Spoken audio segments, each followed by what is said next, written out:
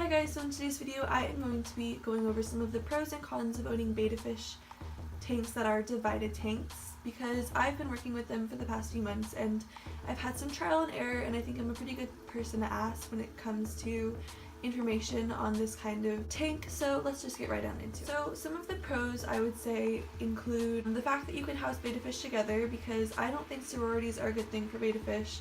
But if you are looking to house two bettas together, then this is a good option. As long as the divider is solid and they can't see each other, this is usually quite successful.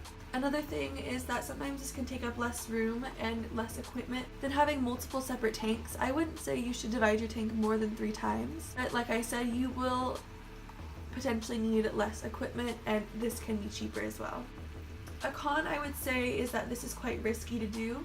There's so many potential hazards that can come with this, that include your betta jumping over the divider, your divider being flimsy, and your betta being able to get through the divider somehow.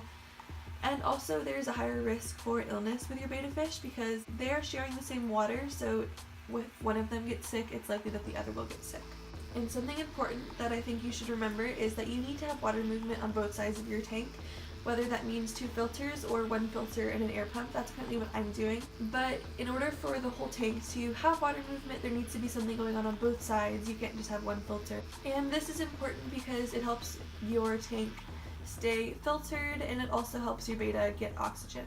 And like I mentioned before, you cannot have a clear divider. Most pet stores that carry fish will also sell dividers, but a lot of the times they are clear.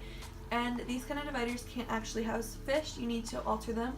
That's what I did with this one. You can see there is some black mesh right there, because if they could see each other, that would stress them out quite a lot. That's it for this video. I hope you guys found it helpful, and I hope you have a wonderful rest of your day. Bye guys!